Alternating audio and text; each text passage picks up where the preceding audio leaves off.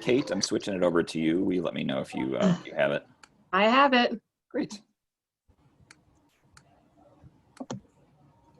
All right, let's get started. My name is Larry Law. I'm the Executive Director of the Great Lakes Independent Booksellers Association. I'm joined today by Carrie Obrey, the Executive Director of the Midwest Independent Booksellers Association, and Kate Scott, the Program Manager for MEBA. Thank you all for coming to this education session today. Just a few housekeeping things up top.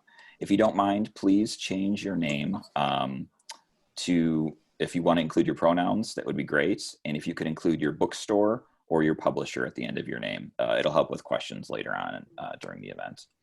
I also wanted to mention this event is recorded, like all of our Heartland summer events. It'll be made available this Friday. You should be receiving an email from us, which will contain this entire week's slate of events. As well, tomorrow we have another rep pick session. We'll be joined by Abraham Associates, Chronicle Books, Sleeping Bear Press, IPG, Gibson House Press, Ingram Content Group, and Phoenix International Publications. That's at 1 p.m. Central, 2 p.m. Eastern tomorrow. And then on Thursday at 1 p.m., we have another Meet the Authors event. We have 10 authors this Thursday. So please join us for that. And like I said, all of these events will be recorded. If you have a question that pops up during the presentation, please throw that into chat. I'll be watching for questions throughout the chat. And then at the end, we'll kind of open it up for questions and we'll go back to those. Today, we are joined by Ron Smithson, Director of Sales, Nancy Rowland from the Wholesale Sales Manager, Leslie Jobson, Manager of Sales and Support, Joanna Hines, Manager of Sales, and Josh Floyd, Manager of Business Development from Ingram. That being said, I'm going to kick it over to Nancy Rowland to get their presentation started.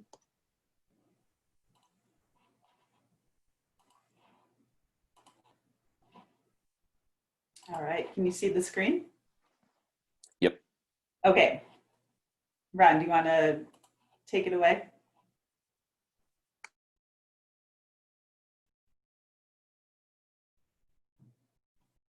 Ron, there we go. I got it. Okay. Sorry about that. Sorry about that. Good afternoon, everybody. We appreciate you taking the time. We've got a few things that we want to talk about. Nancy and I are going to be talking about some wholesale initiatives. We'll sprinkle in some answers to some questions that were provided in advance. And then we will kick it over to Josh Floyd, who will talk about Spark, and then we'll kick it over to distribution folks. So the first slide that I want to just briefly mention, hopefully you guys have seen this already. You know, back when the pandemic stuff first started happening back in March, obviously a lot of people you guys started using direct to home. A lot of people had never used direct to home before. And then we had a lot of people inquiring about how to use direct to home. So what we decided to do at that time to help booksellers out is to put this program in place where we were going to give a rebate on all the direct home purchases that you make. And so we did that for the months of March and April at the end. And the only criteria is somebody does have to have done $1,000 worth during each one of the periods. And so we've broken the rest of the year up starting in March into periods. We gave a rebate for the sales of March and April, of which on May the 1st, that rebate was given. And then May and June, and that rebate was keyed in on the first week of July. And so now for the second half of the year, now we can get back on a quarterly schedule. For the rest of the year, it'll be paid quarterly. So the sales that you do in July, August, September, we will give that 1% rebate on your account in the first week of October. And then your October, November, December sales will give on January the 1st. So we hope this rebate has been helpful for people that have been taking advantage of direct to home. Hope it's been an incentive to use direct home if you've never used it before.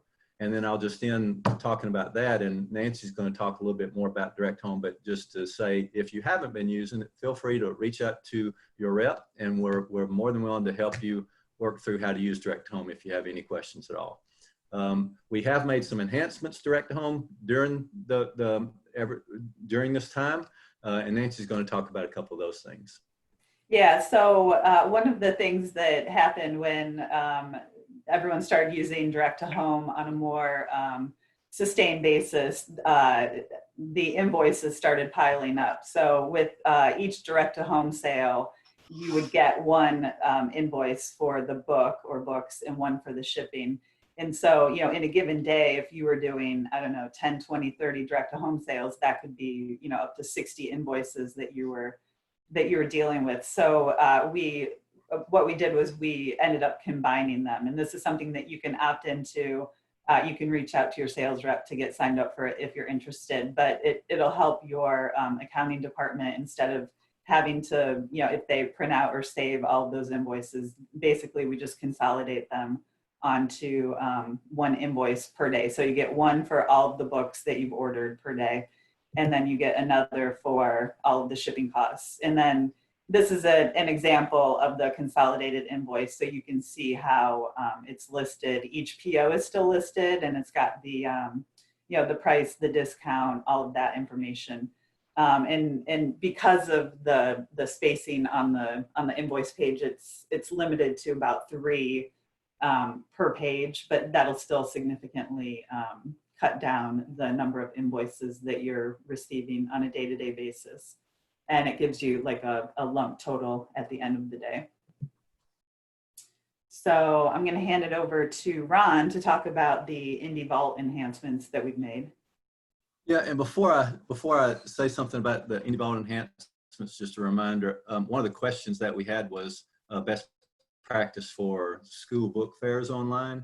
And our suggestion would be direct to home for that as well. And I'll briefly mention something that we can help with. So one of the I'll say problems with direct to home is you're doing it on IPAGE and you have to enter each order one at a time using IPAGE. For a school book fair or any other kind of event that you may take a significant number of orders for, that might be a little bit hard for you to be able to enter them one by one into IPAGE. We do have a process internally. It's not where we can help. We can give you a spreadsheet. Nancy can share it with you. And if you had, let's just say, bulk orders of direct to home orders, and we would say it's more than you're able to do, you know, easily one by one on IPAGE. So, you know, let's just use 30 or something as a number. You could put it on that spreadsheet, submit it to Nancy, and she could get with our customer care team. And we have a program within our system called Icebox that would allow us to upload those orders. So instead of you having to key a lot of orders individually one at a time, we could help you with that Icebox. It is a limited capability. You know, we haven't really marketed or talked too much about it because it is a very manual process. However, it is a very helpful process for somebody that has a lot of direct homes that they need help with. We are working on one of the initiatives and projects I will be working on, we hope, is to give you, the retailers, the ability to do manual uploads into IPAGE using this Icebox program, which will be behind the scenes to you. It's going to take a while because it's going to take some development, but it is on the project board that we're working on. But it would be a good solution for any book fairs that you're doing online where you're taking a lot of orders and you need to be able to easily enter those and send them to the student or the consumer's house. So to this Indie Vault enhancement, this is really just a reminder in case you didn't know. This is on IPAGE that any title, all the titles that we put into the Indie Vault, there's a few different ways to access them, and you can see the top of the screen up there has a way just to navigate to a complete list of the titles that are in Indie Vault at any given time. But then when you're doing a search on IPAGE and you pull up a specific title, hopefully you guys have noticed the little icon that's available that you can hover over, and it'll tell you how many units are actually in the vault at that time. So we did this development last fall. Just wanted to put a reminder here that it is there and it's in IPAGE, that at any time you can know what's in the vault and the quantities that are in the vault.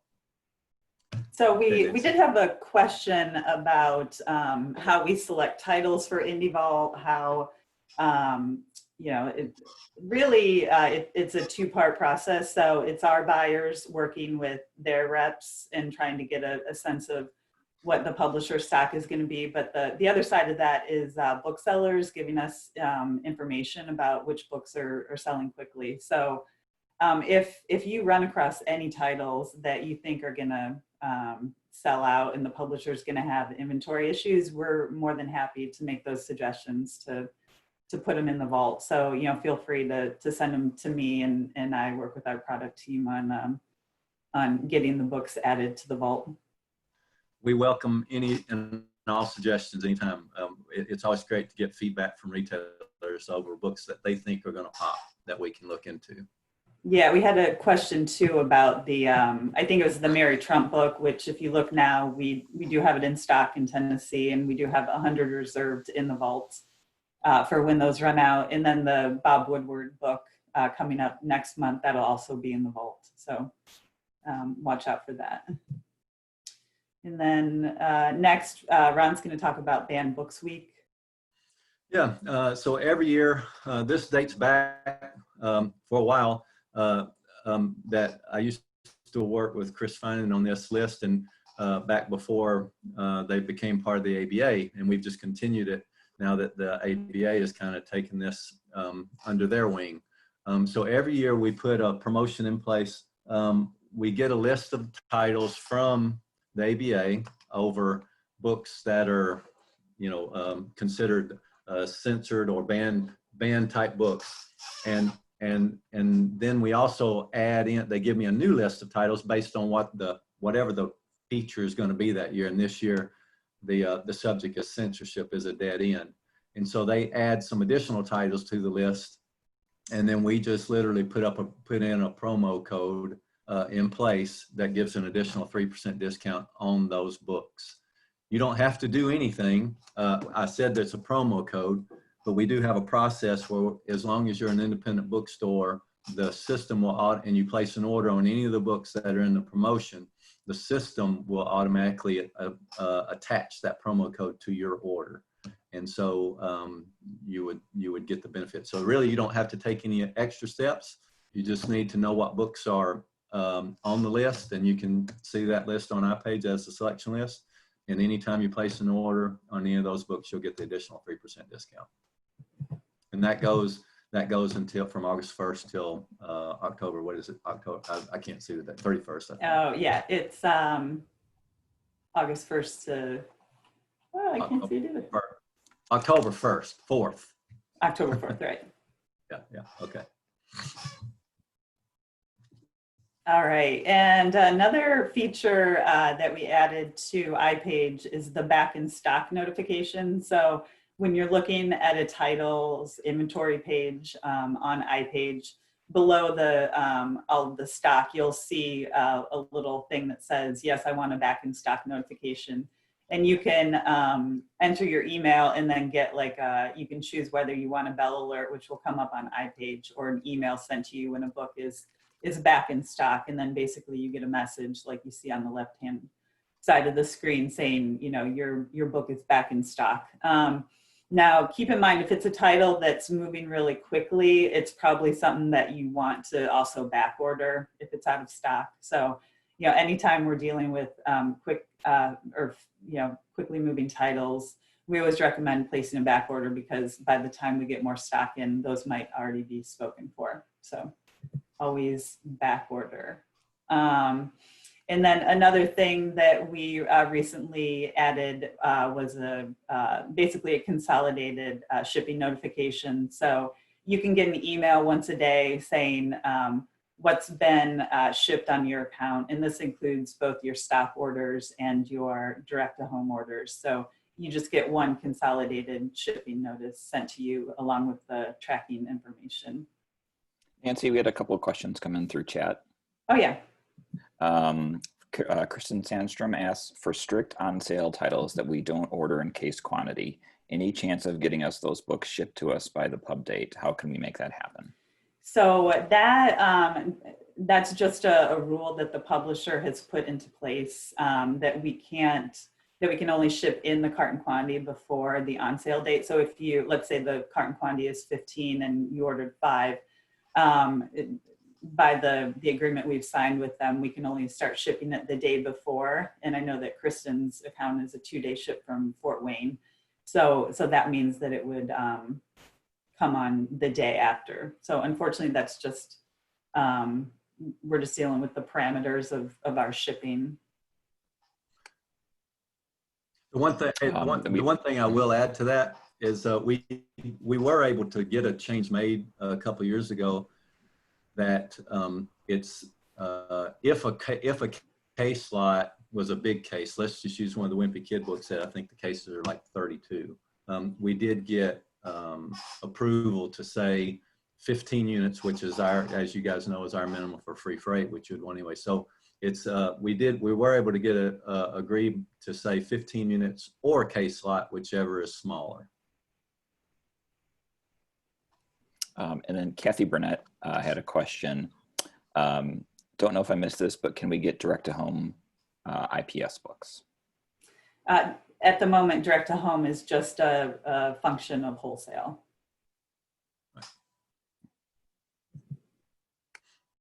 So moving on, I think Ron's going to talk about Tuesdays with IPAGE. Yeah, so hopefully you guys are aware of Tuesdays with IPAGE. We started this a couple of years ago, and we do them once a month. And each time there's going to be a different topic featured, whether it's direct to home or just in general, IPAGE 101, as it mentions here, how to discover things. So, and really all we encourage you to do, you see there's a email address on here on how to register. You do go register for the event, and then you'll get the information, the login information, and all that, and how to attend each webinar. But also, even I would encourage everyone just to go ahead and register, even if there's not another Tuesdays with IPAGE scheduled until next month, because it'll also give you access to the page where all the former Tuesdays with IPAGE have been recorded and are posted. So at any time you can go to the site and watch videos on any one of the webinars that we've ever done. And it's kind of interesting because even if, say, direct to home is the topic, and now that we've been doing these for a couple of years, there's many different sessions that have been done on direct to home, but each time they're a little bit unique because the presenter, who is one of the sales reps, takes questions, and so each time there's new questions that come to them over how to do something or tips that somebody has. So I would just encourage you to register and then go watch any of you can see the ones that have been done in the past, and then you can attend the ones that we going forward in the future. We had another question come in through chat. Yeah. Jamie Thomas asks, when we have an order through our website that we push through to ship from the warehouse, is there a way for the customer to be emailed with their tracking number when it ships? It's available to the web. It's available in the website to send them the tracking after the fact, but the customer has to request it. I think that's something that we've probably got to bring up to the ABA because the interesting thing or the different thing about your website orders is they're indie commerce orders. So lack of better way to put it, the ABA is our customer and you're a customer of the ABA when it comes to your web orders. So we do fulfill the ones that come to us, but we have no idea whose order we're fulfilling, who it came through or whatever, because it's just all going as an indie commerce order to us. We don't know who's customer. So I think that's something you would need to bring up with Geith and Phil at the ABA. Do you want to talk about the regional catalog? Yeah. Yeah, I couldn't remember if I was taking the. We mentioned Banned Book Week a second ago. So Banned Book Week promotion ends on October the 3rd. And so the next day we start the regional holiday catalog promotion. And again, we do this, we try to do this every year. We get from every one of the regional associations the titles that are going to be in each one of their catalogs, which includes you guys both, and so Great Lakes and Midwest. And so what we do, though, is we put them all together. So whether you're part of Great Lakes or Midwest, or your neighbor or NEBA or Kaliba or PMBA, you get the same discount on all the titles that are in all the regional holiday catalogs across the country. You don't have to do anything other than place an order. Again, we were able to use the process where, as long as you're placing, if you're an independent bookstore and you're placing an order for one of the titles that's in any one of the regional holiday catalogs, you'll get invoiced the 3% off. And that will go till December the 11th. Okay, and do you have a question, Larry? Yeah, we had another question coming through chat. Okay. Let's see, from Jenny Kleins. What is the claims process for lost DTH packages? So typically, if a package goes out through UPS, one of the insured methods, then we can basically submit a tracer on that package and file a claim with the with whoever the carrier was. So one caveat is if the order was shipped via USPS media mail, then unfortunately we have no recourse on those shipments. But if you have like specific questions about that at the seminary co-op, reach out to me and I'll look into the shipments that you're missing. And then I'm going to talk really briefly about our stock check app. This is something that we've been refining over the last year or so. It's a great option if maybe you have a limited number of computers in your store, or if you're out on the sales floor and you're interacting with the customer and you want to look up a title right away. You can basically look up our inventory, see the current stock in your warehouses, and you can even like scan barcodes to bring up books. So it's just an easy way to get that information when you're not close to a computer. Nancy, yeah, we had a quick follow-up to Jenny's question from Kathy Burnett. To piggyback on Jenny's question, why do I sometimes get direct-to-home packages sent to me even though the invoice has the customer info? That's a good question. Kathy, if you could send me some examples of that, and I can reach out to you later today to get that information. I can see what happened, because if it's a direct to home order and the customer's information was entered in the shipping fields, then it should have gone to them. Unless maybe it couldn't be delivered and it had your address as the return. So, because when you send out a direct to home order, it doesn't mention anything about Ingram. So it would have your bookstore name on it. So maybe that's why it got sent to the store. But anyway, if you can send me more details and I'll reach out to you about it. Rebecca George said, referencing that, some of the DTH that have come to us were a return to sender situation. Okay. So for the last thing, I'll turn over to Ron for a couple of things that are upcoming. Yeah. So hang on one second. Let me get to where I can. Okay. So these are just two heads up that I want to give you. There are two initiatives that we're going to be undertaking. The first one is it has been a long time. We're actually out of compliance when it comes to having a accurate sales tax exempt records. There are some states that we're out of compliance with, and so our credit department is going to have to going through a process that we've already done with a couple other divisions of our company. I know library has done it, and so starting in October, we're going to our retail customers will be going through this initiative. So we've hired a third-party company called TTR, which is Transaction Tax Resources, that's going to assist in this initiative to update all of our customer sales tax exemption records.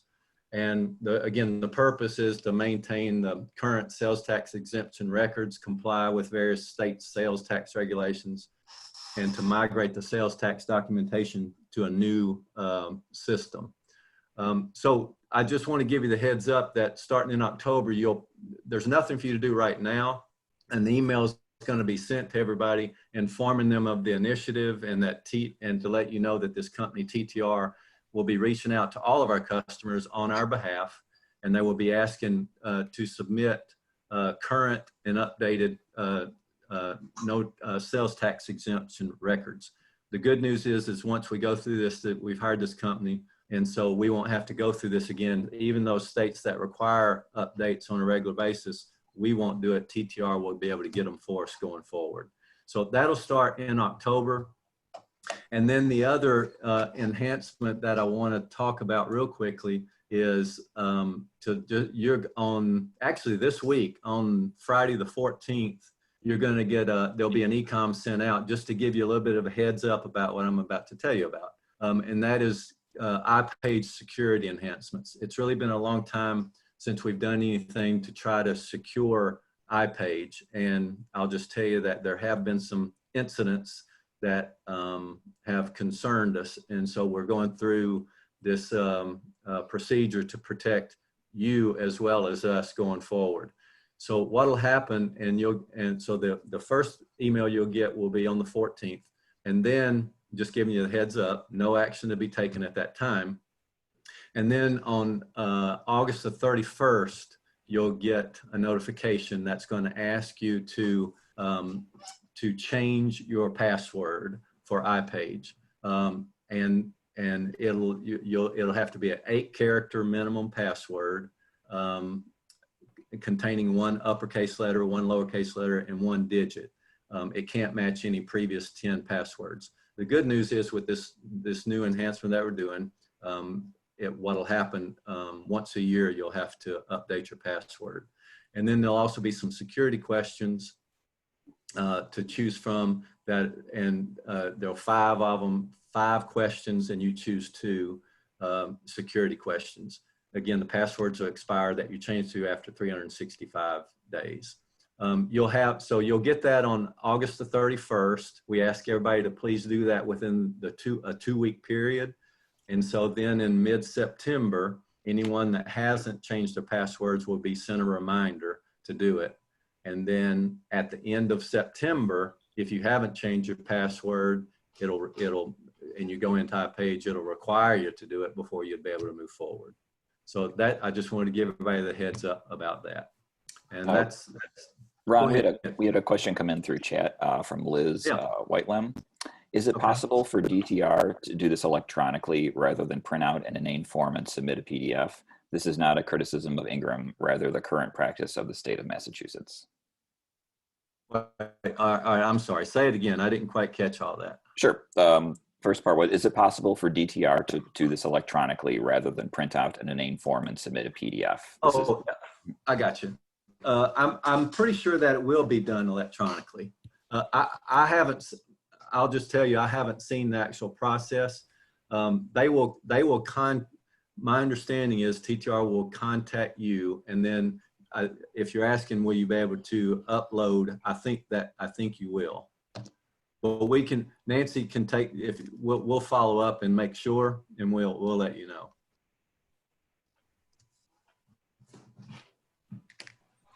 All right, so we're going to yeah, we'll hand it over to Josh to talk about IngramSpark. Right.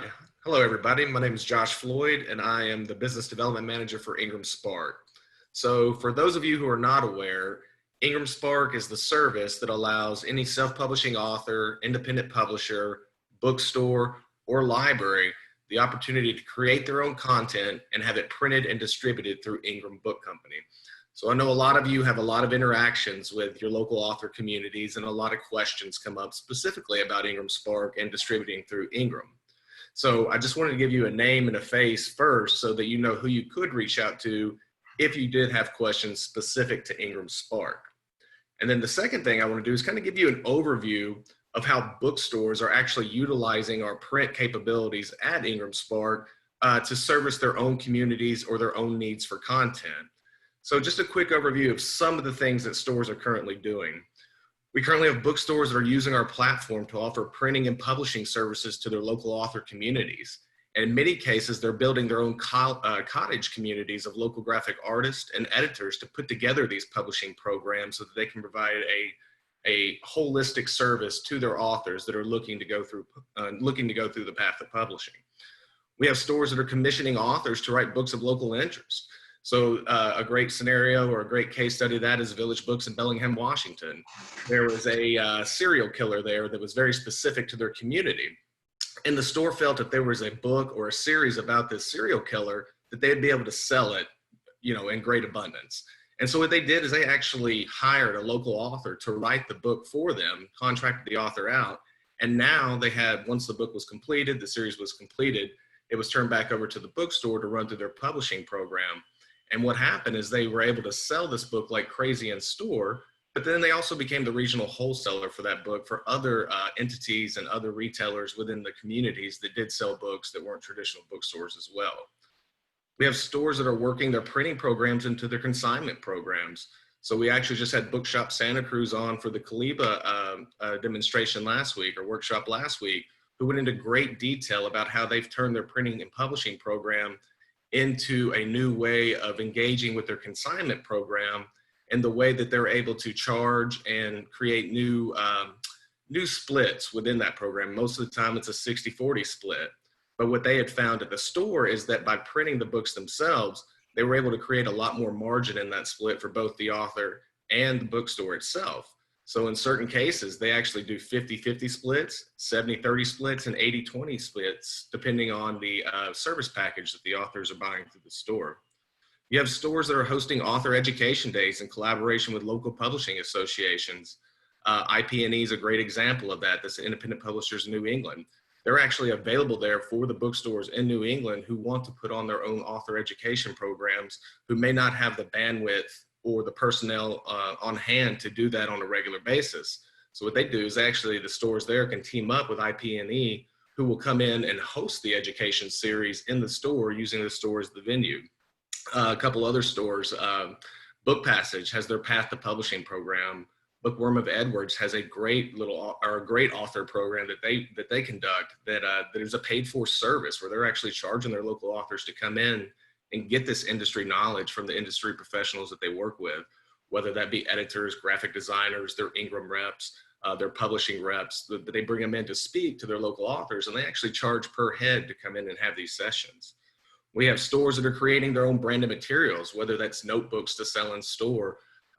Kimberly at the Country Bookshop did a great job of getting together with the independent booksellers in North Carolina and actually making a calendar where each month represented one of the stores, and each of the stores that were participating in the calendar are called out in that month.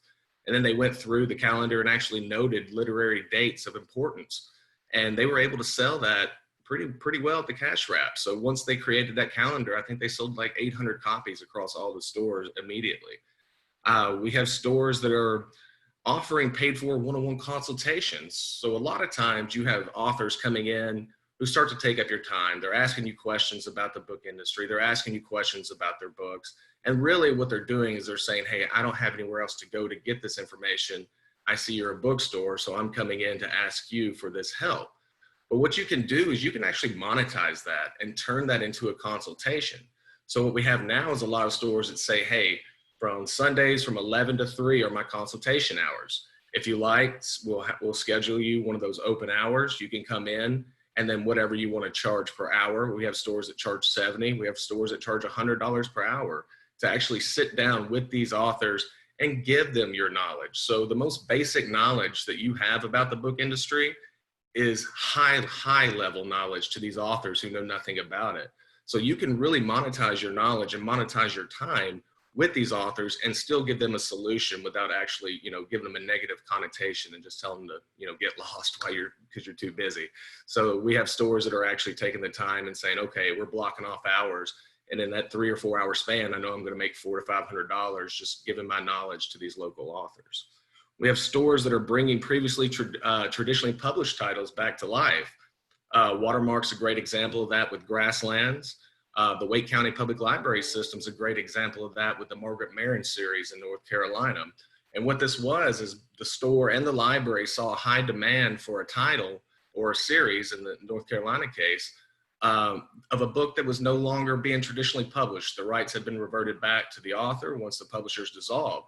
And so what the store, or what Watermark was able to do and what the library was able to do was reach out to that author and say, hey, we have the ability to bring your book back to life. We have a demand for your book. So we know that it's a viable reason to bring it back. And so they're bringing these authors into their publishing programs and publishing the books under their own publishing houses and getting the books back available to their patrons and to their customers. We have stores that are offering writing contests. I mentioned Bookworm of Edwards earlier. They actually have a great program where every spring they do a writing contest for their local juveniles. And what it is, it's a YA writing contest. Everybody submits their submissions. They've been doing this for 5 or 6 years now. And what happens is they have a process in place to judge these submissions, and it culminates with an anthology that the store puts together and publishes through their program, and then does a book launch. Every time they do their book launch, they sell 250 to 350 copies. And the cool thing about that is Nicole says it's not just a one-time thing. It actually becomes one of our better selling YA titles. So once, we ran the contest and the launch is over, we move that title to our YA shelf, and it continues to sell throughout the rest of the year. So what I'm trying to, portray out to everybody is that there are ways to engage with these local authors and engage with your local author communities in a way that is beneficial to your community and is also beneficial to your bottom line or to your pocket with a new revenue stream. So we have a lot of case examples of stores that you can check out that go from the most hands-off approach, which is maybe just referring customers to Ingram, or if it's doing the consultations, all the way through the middle range of actually creating their own content that they want to see in store or sell in store themselves without actually opening up their programs to the local communities, to the most robust programs like a Politics and Prose or Bookshop Santa Cruz or Village Books, who are actually opening up their doors and saying, hey, authors, come in. We have a publishing director, a publishing team that's going to work with you. We have service packages to offer you, and we have benefits to sell you, to help you along the path of becoming a more professional publisher. So I just wanted, like I said, give y'all a face of somebody you can contact if you have questions about IngramSpark, if your authors have questions about IngramSpark, and then also ways that bookstores are engaging with their local communities utilizing IngramSpark.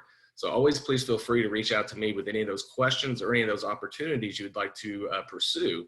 I'm not gonna lie, here over the past few months, I've really seen a ramped up cases of stores who are wanting to start their own projects and starting their own programs because they do have the time right now to engage with that and learn how to build it out themselves. And so it's been very, very beneficial to the stores, very beneficial to the authors, and very beneficial to the communities as a whole. And so there's one thing I do want to say anytime I'm speaking to a group of booksellers is, one of the things I see in conversation that comes up a lot, probably one of the most frequent emails that I get, is when you're talking to an author, and it is an author that you would like, that's local, that you would like to carry their content, but you say, okay, the book is short discount, non-returnable. And you wind up telling the author that, hey, we need at least a 40% discount from Ingram so that we can get our regular discount and sell it in store and be able to return it under normal terms. One of the things I definitely want to let you all know is when you're having these conversations with those authors, let them know that they need to put a 53% discount within their IngramSpark account so that you, the bookstore, receive your normal regular wholesale discount from Ingram. So that's a piece that gets lost in translation a lot without Ingram being there and represented in the conversation, is that the author hears, oh, you said you needed a 40%. Well, as an IngramSpark customer, you are the publisher, so you are in charge of the market discount that you're placing on that title. So what happens in that scenario is that the author goes back into their IngramSpark account and puts a 40% discount. But what they're doing when they do that is they're saying, hey, Ingram, I'm going to offer you a 40% discount so you can turn around and sell it to your customer base at whatever discount, you can sell it at after the 40%.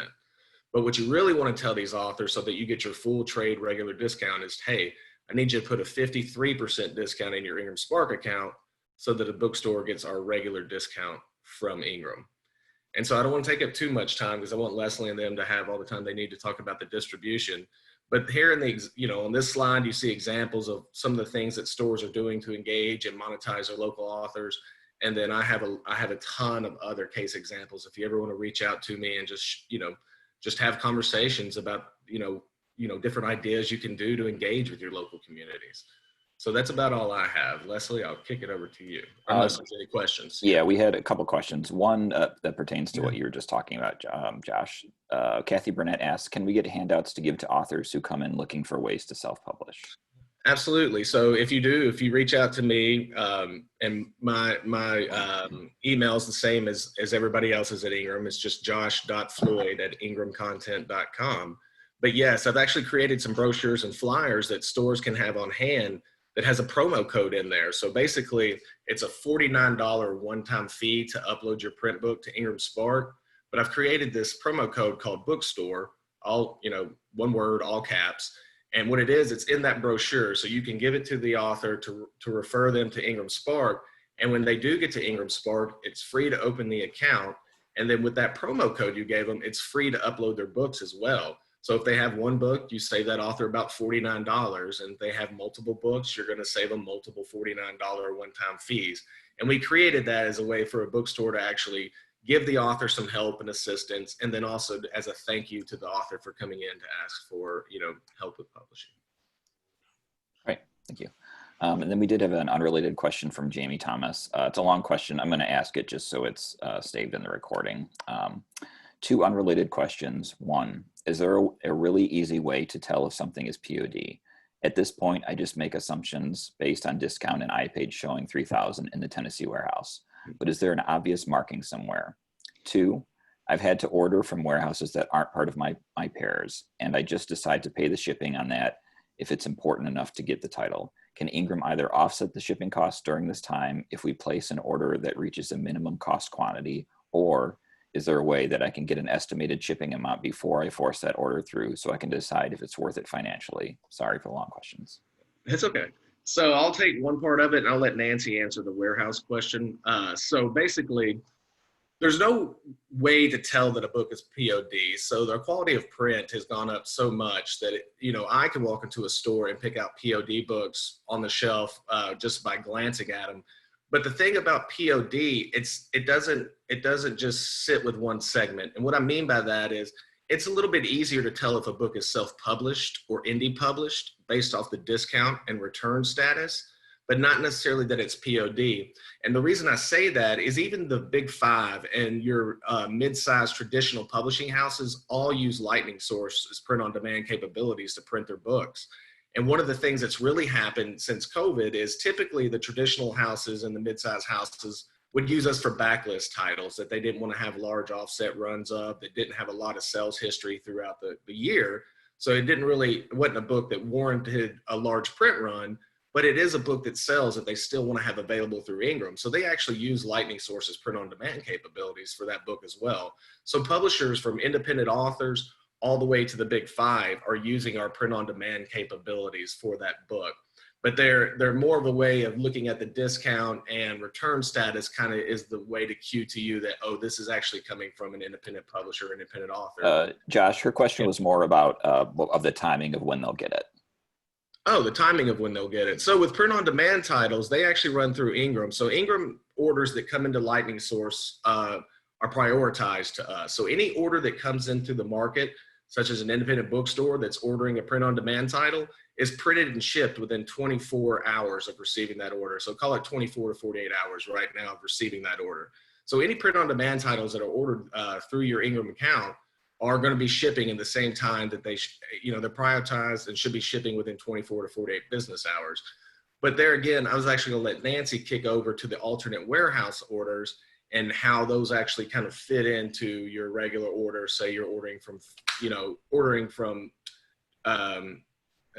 Oregon, but it kicks over to Fresno. Right. And one thing I'd say about the print on demand is just that with the volume we've been having, it has been a few extra days. So, so on IPAGE, if you're looking at a POD title, it will say it may take up to 7 days to print and ship, and that's just because of the volume that we're receiving. Oh, that's good, because I didn't realize the distinction had been made with Yeah. an IPAGE. Because that was one of the other parts I was going to add, is that with the current times, what we have seen is an influx, obviously, of online orders. So that has really backed up our distribution over there at Ingram, which is why you see that delay in shipping. So we've really seen an increase in online orders, particularly for all POD titles across all publishers coming in. And then another thing that we have seen is that these traditional publishers who were typically printing and shipping out of China for their print runs aren't able to do that anymore. So they're having to move their printing to the US. And it has just created a massive influx at our printers across all US facilities, with all these publishers printing all the books that they would normally send overseas, you know, in the US now. So that's why you do see those time delays. And that's good news to me that, that it's actually being called out on IPAGE. I was not aware of that. Yeah, and just really quickly, because I want to get to IPS, one thing I recommend if you're ordering from an alternate warehouse is to do it through direct to home, because the shipping prices are standardized for that. So if you're shipping it through UPS for one book, it's $6 and then 60 cents for each additional book. So if you're doing, like, I don't know, 3 or 4 books from Oregon, you're going to pay about $8 in freight, which is probably about half of what the freight would be otherwise. So that's just a recommendation I would throw out there, but we can follow up later on with more questions. And Ron, if you want to add anything. Oh, you're on mute, by the way. Sorry about that. I keep getting to unmute myself. Really quick, the question that she was also asking is about how to determine whether something's POD. It's really pretty easy if you're on an iPage and you see something in stock in California, which is Fresno, or if you see something stock in PAA, which is Allentown, there's your clue that it's POD. Those are POD only facilities. So if it's in stock in one of those 2 warehouses, you know it's a POD book. And Tennessee as well.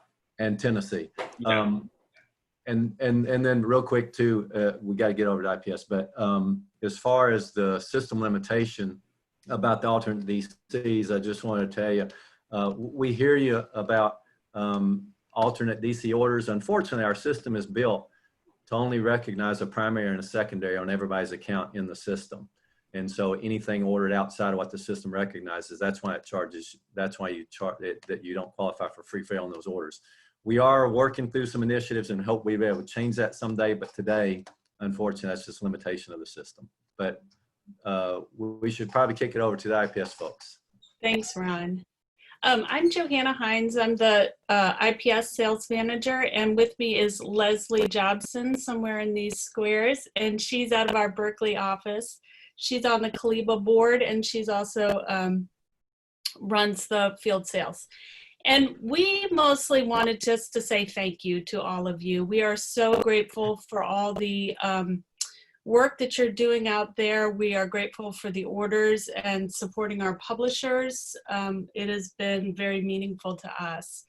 And we wanted to make sure that we highlighted a couple things that are happening on the distribution side. Mostly we have a stock offer that just started yesterday, and the promo code for that to put into IPAGE is TY for thank you 20. And that is a +3 that goes through the 8th of December. So you have a nice long build for fall. And that will apply to any orders on the IPS side. Leslie, do you want to mention the pre-order campaigns that we have going? Sure. Hi, everybody. It's really nice. Some of you I know and some of you I've never met, and I'm glad to see you. I work closely with Johanna. I know that you all know her well. And I wanted to bring up a couple of titles that we have on the distribution side. So for the distribution side, you're probably familiar with it, but I wanted to say that there's IPS, Publishers Group West, Two Rivers Distribution, Ingram Academic, and Consortium. All of those brands are running through the stock offer and direct business. And I saw we had a question about how many times you can use the stock offer. You can use it as many times as you want. There's no limit. Multiple orders, 3-4 times a week, whatever. If you get to 15 for free freight, please go ahead and do that. And there's a couple of titles that are really going to rock the indie world in the fall that we have coming, and I'm really glad. I know how hard you all are working, and I know it's tough to sell books without necessarily having consumer demand. We have some that are coming. And one of them is the Elena Ferrante, The Lying Life of Adults, which has a strict on sale date of September 1st. I think it's actually the biggest title we've ever released at PGW. And we have a lot going through to the indies. We have a lot going through to all channels. We have set up Indie Vault for it already. And it's interesting when you ask Nancy about Indie Vault with the wholesale, with our publishers, you know, with Grove or with the New Press or whoever it is that we are working with, we actually, Johanna and I are the ones who recommend what should be in the Indie Vault. We run orders, we see what the demand is, but we would also welcome any input that you have in a distribution title that you think should be in the Indie Vault. Just send us a note and we'll definitely look at it. Particularly as we go into Q4, we want to make sure you guys are all set. So Lying Life of Adults comes out September 1st. And then prior to that is the very exciting, not that Ferrante isn't, but The Vesper Flights from Helen McDonald, which goes on sale on August 25th. That is the strict on sale date for that. One of the beauty, what, Johanna? Oh, no, go ahead. Okay. I was going to say that we actually offered all of our reps who work with accounts, were able to offer them some signed cartons of Vesper Flights prior to, you know, we started offering them about 3 months ago. We have a few left. If you're a store that didn't already place an order for signed cartons of this, please reach out to Johanna and she can work with me. We'll get you, you know, so we don't have that many left. We have some, and it's just for the indies. So there's that. And then also, you know, we have Braiding Sweetgrass is a book that you all made at the Independents for sure. The fact that it hit the New York Times bestseller list and has been on there forever since 3 years after publication is a testament to how the indies are doing with it. So we have the gift edition of Braiding Sweetgrass coming out also in October. And those 3 titles, I think, I mean, they just happen to all be Publishers Group West, but that is something that's really going to help be a good force for you for combining orders, particularly with the stock offer. As you do reorders, any one of those 3, I think consumers are going to be on the lookout for also. Yeah, and just to follow up with that, Leslie, the Braiding Sweetgrass, that's one that I would watch very closely because Milkweed tends to print short print runs, and that book is exquisite. You can see it on Edelweiss, but when you will see it in person, it will be remarkable. So please make sure that you think about that one with a little bit of a longer tail than you would with the other books that we have. I see in the chat there are 2 questions that are specific to IPS that I can quickly answer, or hopefully quickly answer. Rebecca George asked about the difference between the 2 different Tennessee warehouses. She says, could we get a distinction on the 2 warehouses since one of them only ships once or twice a week? There are 2 Tennessee warehouses. One is Laverne, which is the historic Ingram warehouse. And then the other one says Publisher Direct on IPAGE. And that's actually the Jackson, Tennessee warehouse that used to be Perseus Distribution. That is where the bulk of the new IPS front list is coming from, and that is so that's an IPS only warehouse. Sorry, yeah. on that note, I think some of the confusion lies too, not on that homepage, not on the title page listing, but on the warehouses in the order status. And that is because they each say Tennessee and you're not sure which one is which. And that is actually something I've been trying to update for I don't know, a couple of years. I'm going to try again now that I have new fuel. Yes. So, and that just to clarify with Jackson, that one does ship twice a week. It ships, if I can remember this right, it ships Wednesday at noon and Monday at noon. So orders that drop to those will ship at those 2 cutoff dates. The next question is there the same 15 unit minimum for IPS? Yes. Do the books need to come from the same publisher? No. So it's anything that would be IPS. There's a wholesale cart and then there's an IPS cart on IPAGE. And so if you're using your IPS cart, you just need to make a 15 unit minimum there unless you're combining with wholesale, and that's a whole nother ball of wax, and we can, I don't know that we have time to go deep into that, but ask, email me and I can explain it to you. And Johanna, I just wanted to jump in on that one because I think that's it's a good question. Particularly, the publisher, with 5 brands, there's so many titles that can be ordered for the freight minimum. And it really is a freight minimum. You'll always get standard discount on the direct business, and it'll just be the freight. So even if you were to panic and order just 5 copies of a direct title, you'd still get full discount, and you'd also get the billing that's attached with it. You get extra 30 days is the standard on top of wholesale for billing, so keep that in mind too. And I thought Nancy's point about ordering direct to home to play the game of freight was so smart. I'd never heard that before, and I love that idea for a bookseller who really wants the title in another DC. So, sorry, go ahead, Johanna. Yeah, no, that's great. Then the next question is, can we repeat the upcoming titles from IPS? So it's Braiding Sweetgrass, it's Vesper Flights, which ships next week, 2 weeks, and Lying Life of Adults, and that's the Elena Ferrante. And then the promo code again is TY20 for thank you 20, and obviously thanking you, the booksellers, not 2020 for this dumpster fire of a year. And Ruth from Consortium wanted us to remind you that that's also for Consortium titles as well. Oh yeah, I said that, but sure. Yeah, just to underscore that. I was hoping that we would have more time to have a more robust conversation amongst one another about sort of best practices for Q4, but we're closing in on our hour. Larry, do you need to, is there any things that you want to close out with, or?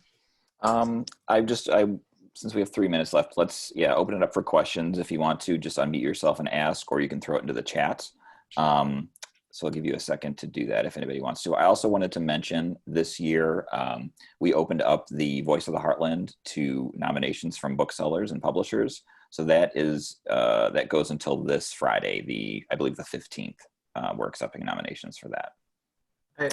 Hey Larry, this is Ron. I just want to let you know while the distribution folks were talking, I sent an email to Brent, our director of credit, about the TTR, and he did answer. So you have, basically there's 2 options. You'll go to their portal. You can either upload a copy, or you can just fill out a form within their portal. Basically it's going to ask for your tax ID information. I think they have access then to be able to pull that copy. So he said 90% of the people are just uploading a hard copy of their current one into the portal. And then Nancy, thanks for answering that question about the combining of freight between wholesale and direct business. It is definitely something that can happen. It's a little bit of a fancy dance in terms of knowing when you're placing which one and which will ship. So it's convoluted, but we can always try and help. And then we went over the titles, and I realized with Braiding Sweetgrass, I never said that it was the hardcover gift edition of the standard book. It's been on the New York Times, so there is that. So are there any questions for us? You have a minute, maybe, if anybody's got anything.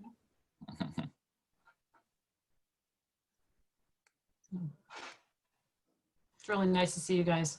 We're rooting for you. We just had a publisher presentation with PGW publishers on the indie landscape. And we ended it with saying that this channel is solid and is going to keep going, that the field stores will always be there. So anything that we can do to help you guys with that, we're here for it. And I just wanted to say thank you to everybody. We really do appreciate the relationship we have with you all. This has been a tough year, obviously, for everybody. And it hadn't ended yet. We're going through our own struggles in our DCs with social distancing and having to clean and changing of shifts and all those kind of things. And we're working as hard as we can to get you books as fast as we can. But we really appreciate you guys. And like Leslie said, we're pulling for you, and let us know however we can be of any help at any time. Yeah, thank you all. I thought this was really great. It's very helpful. So this is recorded. It'll be stored on the Heartland Fall Forum website If you want to reach out to anybody that presented today, their contact info is also on the education page at the Heartland Fall Forum website to follow up with any questions you have. But that being said, we're at 2 o'clock, so thank you all. It's good to see everybody. Thank you. Take care, Thanks, everybody. everyone. Thanks, everyone.